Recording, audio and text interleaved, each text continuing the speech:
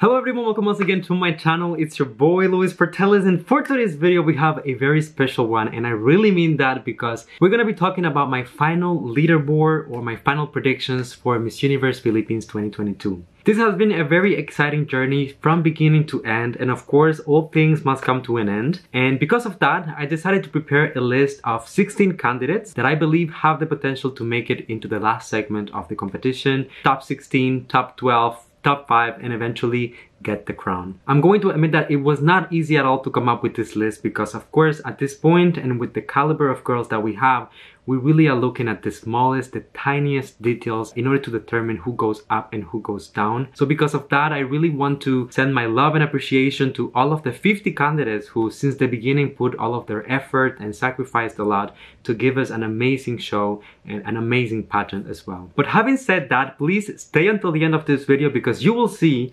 my topics have changed quite a lot since my leaderboard that I did prior to the preliminary competition. So I think that you guys will have a few surprises. Let me know in the comment section how do you feel about those changes. And please, if you enjoyed this video as usual, don't forget to leave a like so that it gets recommended to more people. Subscribe to the channel for more videos like this one almost every single day, and vent out in the comment section about anything else that you would like to add to this conversation. So without further ado, I will see you with my list right after the intro.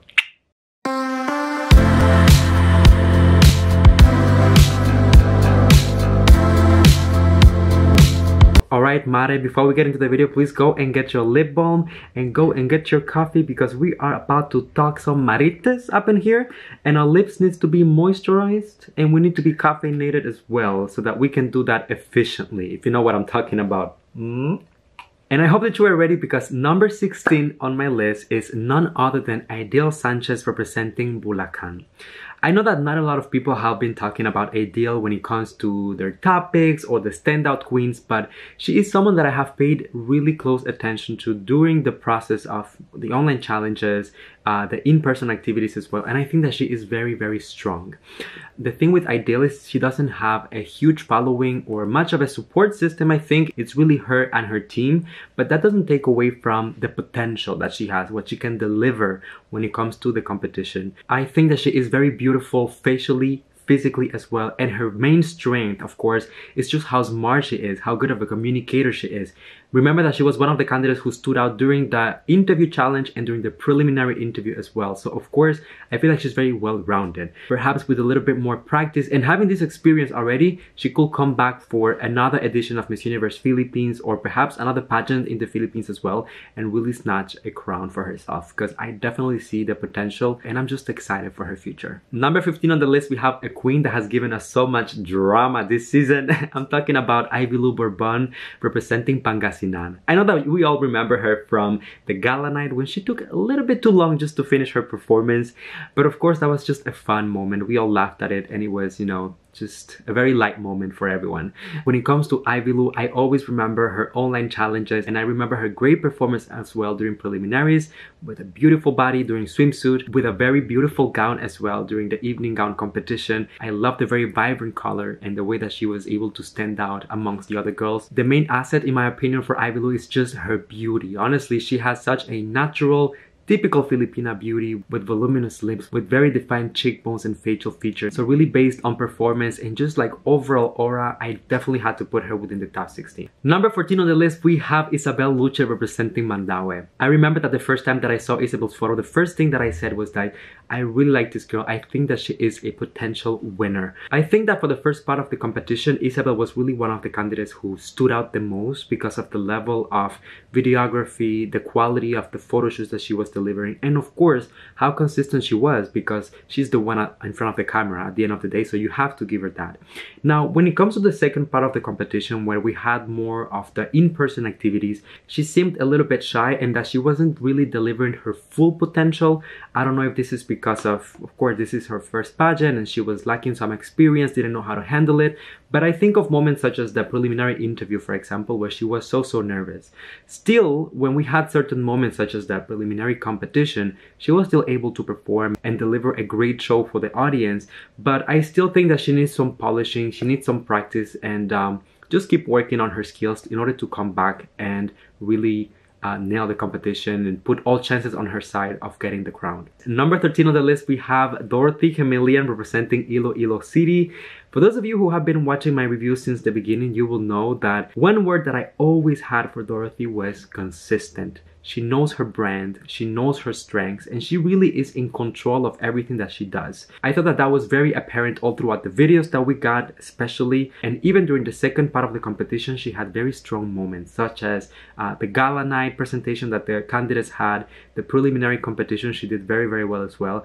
And I think that the preliminary interview was definitely one of the highlights for Dorothy because we learned so much about her story, her communication skills, and also how smart she is. She is a published author who dips into arts and science. I don't know about you, but for me, that is definitely a reason to be proud. Her performance has been a little overshadowed by some of the other candidates, but still, I think that with a little bit more practice, with a little bit more polishing, she could easily come back for next year and get the title. Like, no doubt at all. Number 12 on the list, we have a candidate that for a lot of people is a surprise, for a lot of people it's not, because they have been saying that she deserves this spot. And of course, I'm talking about Jan Nichi or Sena representing Davao del Norte. I feel like for most of the competition, Jan Nichi really went under the radar for most pageant vloggers and pageant pages. It was after the first interview challenge that her presence was really undeniable. That's the first time that I noticed her and I was like, wow, okay, she can actually deliver.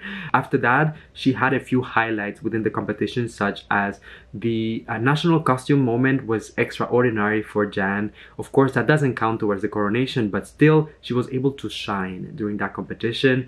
The preliminary as well, because what I noticed is that she has a very strong presence on stage, beautiful body, amazing styling, but still she is missing a little bit of that spark. I don't know if it's the confidence, I don't know if it is maybe a lack of experience. I will have to look more into that. I feel like she has what it takes, but she needs to own it. Maybe she doesn't know it 100% just yet.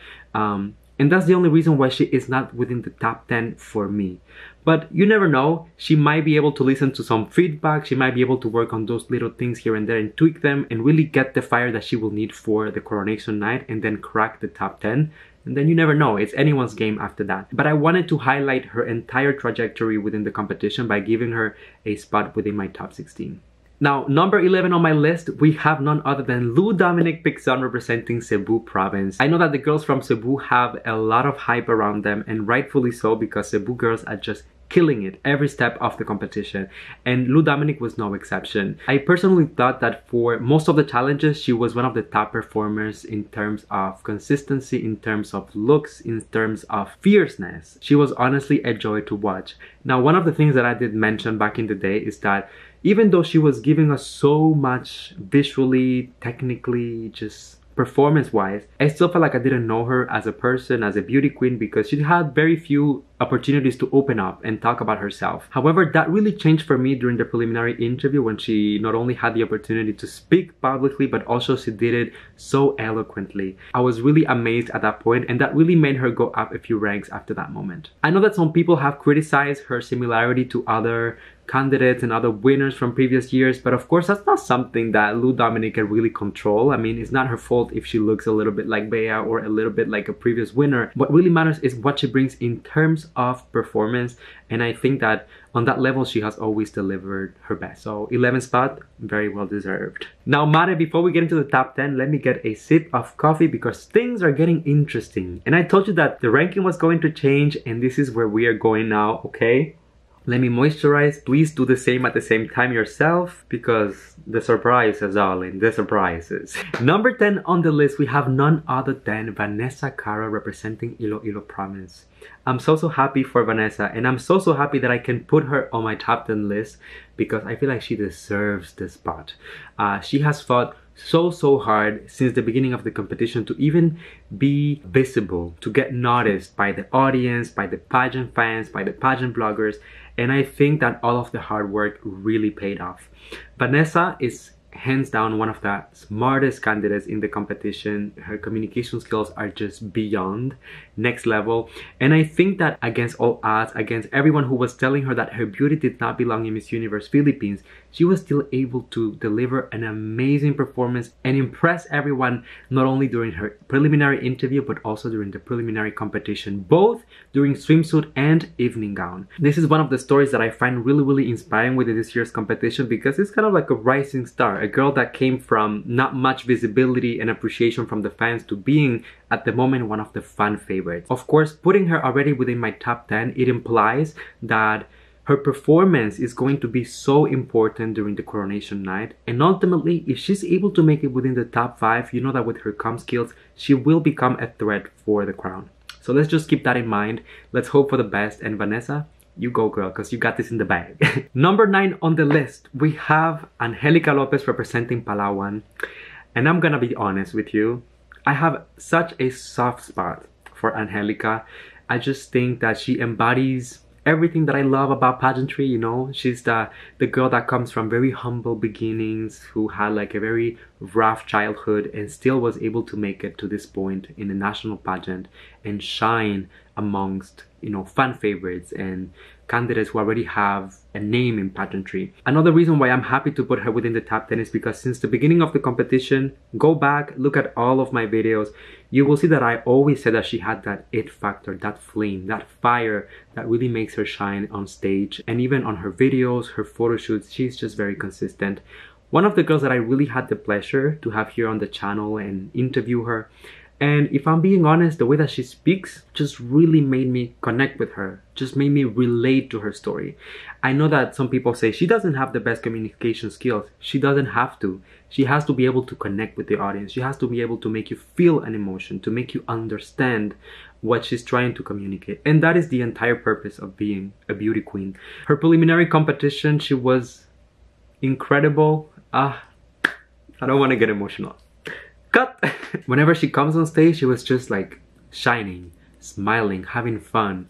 I love that for her because, I don't know, I just felt like her dream was turning into reality, and honestly, I pray to God that she will be able to make it into the top 5 and even further.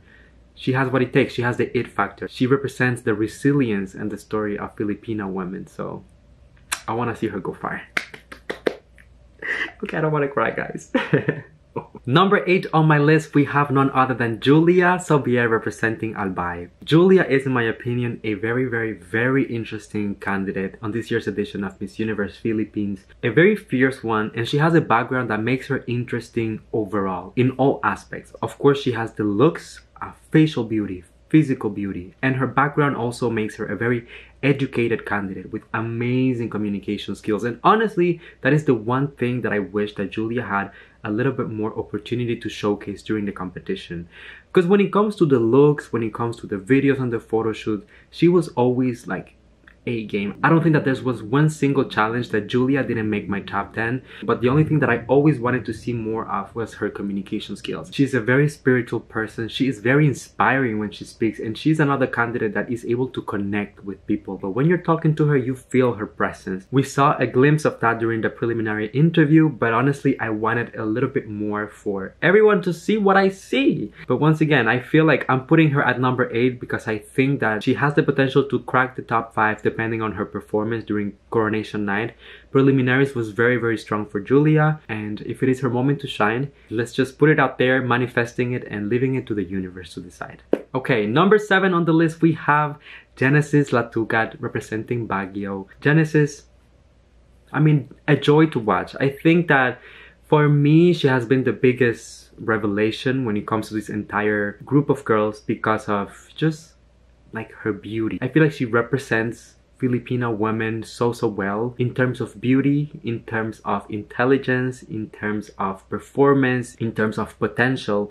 There are so many different adjectives that I could give you for her, but the main reason why I put her so high within my list is because there hasn't been really a moment in the competition where I thought that, you know what, she could have done better. You know what, she let me down during this particular moment. No, there was none of that. Genesis always rose up to the occasion, and I think that that speaks very highly of a candidate. I think that the best that I saw of her during this entire competition was really during preliminary night, and the fact that a candidate is speaking so close to the coronation, I think that it's a very good indicator that she has the fire and the desire to go and get the title. So I think that if we were amazed by Genesis during preliminaries, we are going to be really blown away by her coronation performance. So let's wait for that and see what will happen. Number 6 on my list, and one of the biggest changes in my ranking since the pre-preliminary ranking, we have Katrina Yagado representing Taguig. I know you guys that for most of you are gonna tell me, Luis, Katrina was always your number 1 since the beginning. It is true. If you go back and look at most of my topics, I feel like Katrina was, you know, I just connect with her. I love her as a person, her warmth, what she represents, and the way that she handles herself on stage. I think that she's a performer. I think that she has the it factor. I think so many amazing things. One of the reasons why a lot of people criticize Katrina was because of her communication skills. And even when I had her here on the channel for our interview, I had the little conversation with her and we were going back and forth about, you know, what people say and how she feels about it. And, you know, at this point in the competition, I have come to the conclusion that Katrina does not have a problem with English.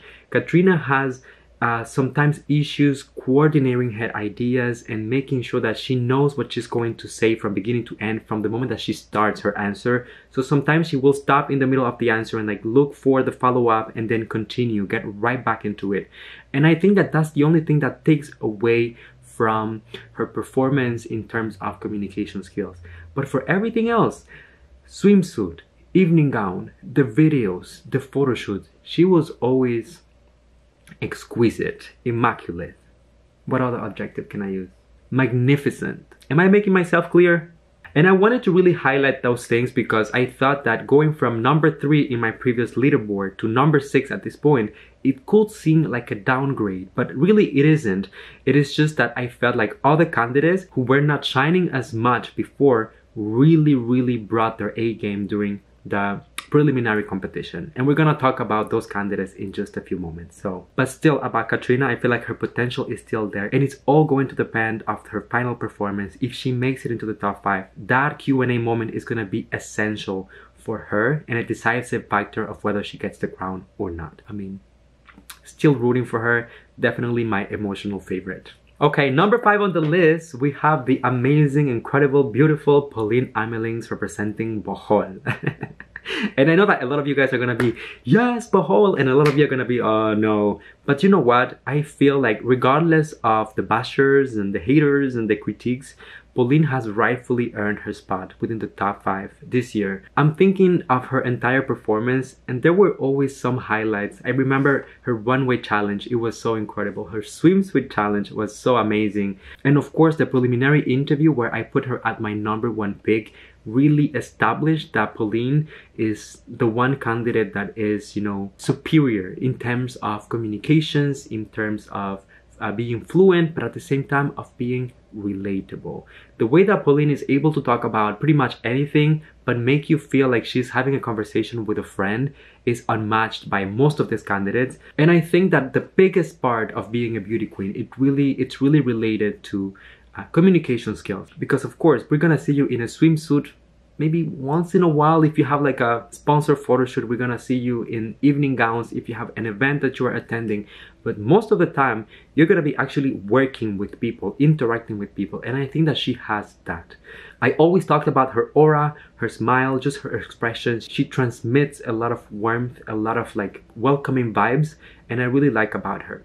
I know once again she's not everyone's cup of tea, but for me personally, she deserves the spot. Alright, things are getting interesting now. Number 4 on the list, we have Chantal Schmidt representing Cebu City. I'm going to say this, and I'm being a little bit conservative here with Chantal. She was one of the absolute highlights of the preliminary competition. And I say that because, I mean, the level of confidence that that woman had on stage, it was just infectious. It was remarkable. The swimsuit presentation, her body is one of the best within the competition, and she knows that, and she enjoys the moment without seeming to be overly confident or narcissistic or cocky. For the evening gown segment during the preliminary competition, she brought something so different from every single candidate that just put her on a different league. She was so unique in her very own way and so confident with a completely different vibe. Like, although she's only 20 years old, I feel like she has an old soul, and that really shows throughout her performance and her videos. I have to give her major props for the way that she handled her preliminary interview. She was one of the first girls that had technical issues, and instead of being nervous, instead of like losing control, she just laughed it off, you know.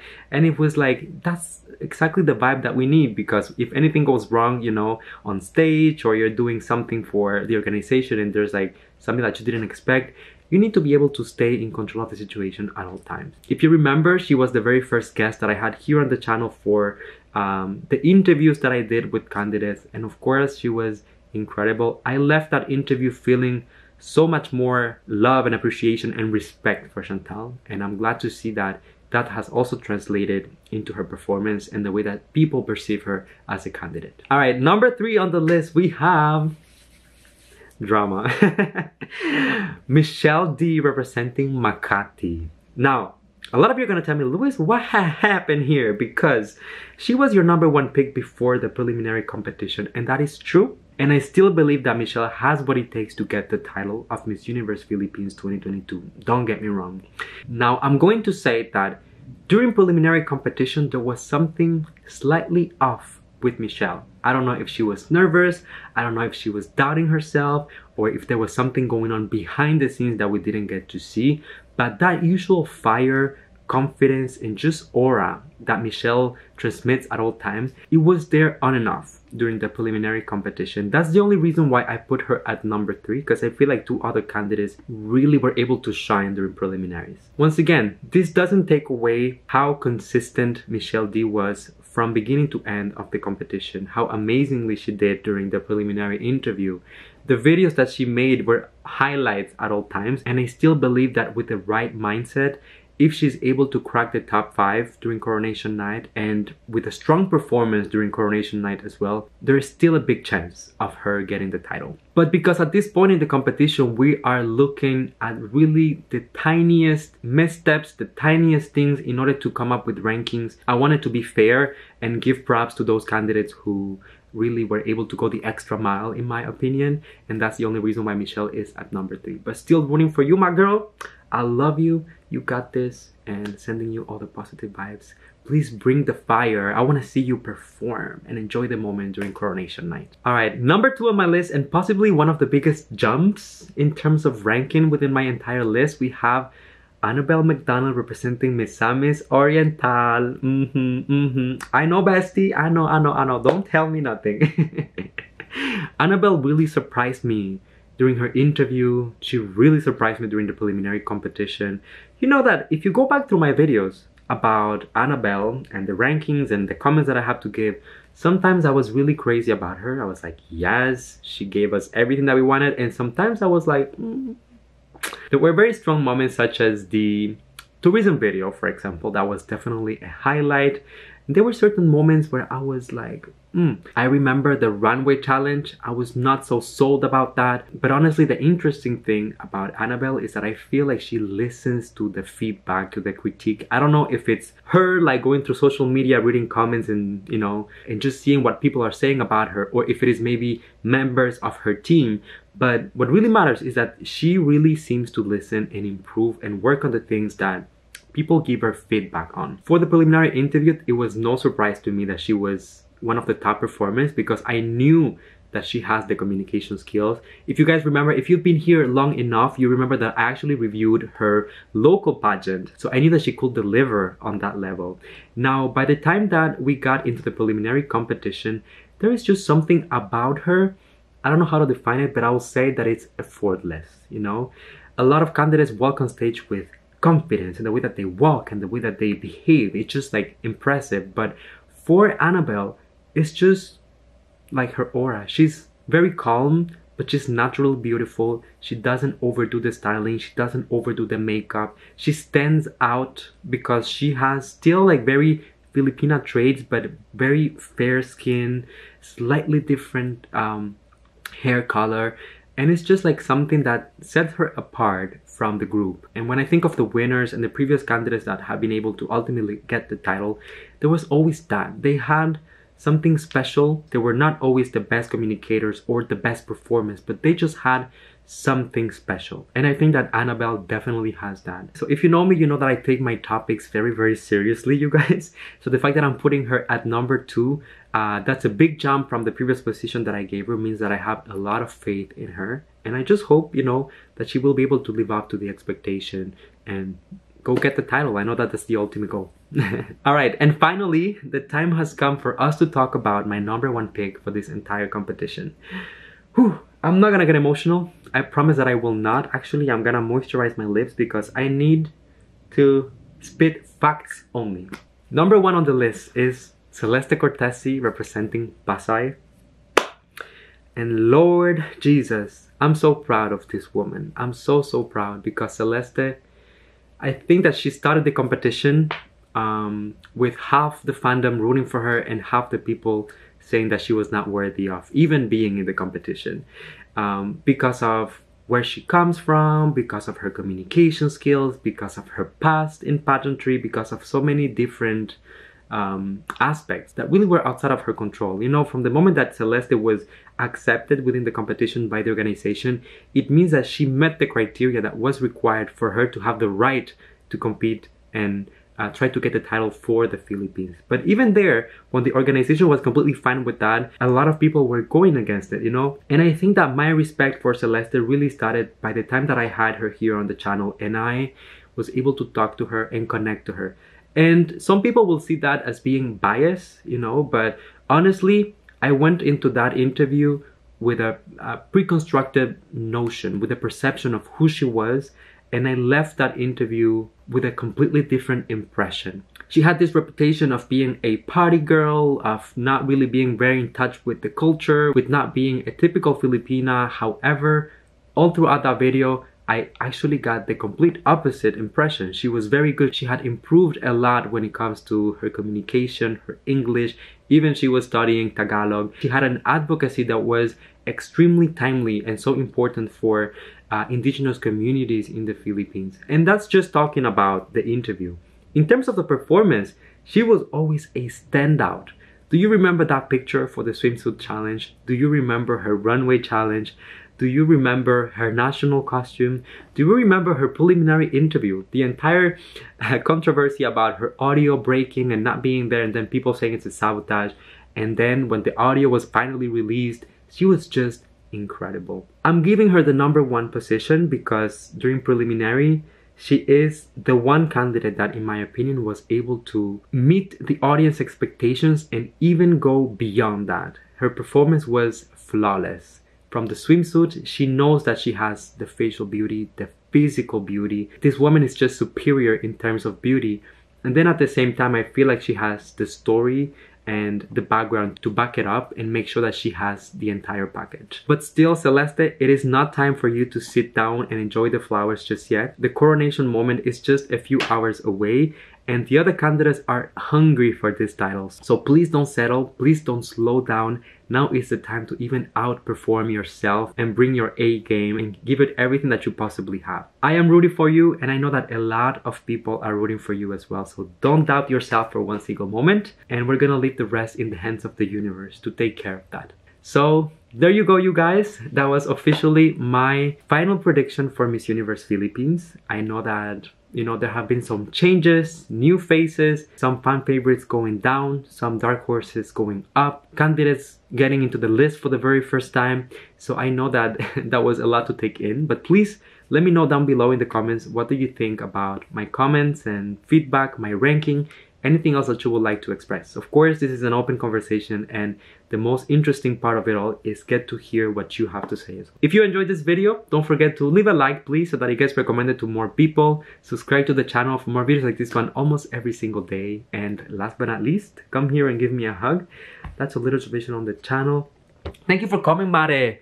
We talked some chismes today, and I really appreciate you for your time and your effort, for staying with me until the end. And until I see you next time, please stay safe, take care of one another, sending you all my love, all my kisses, and I'll see you on the next one.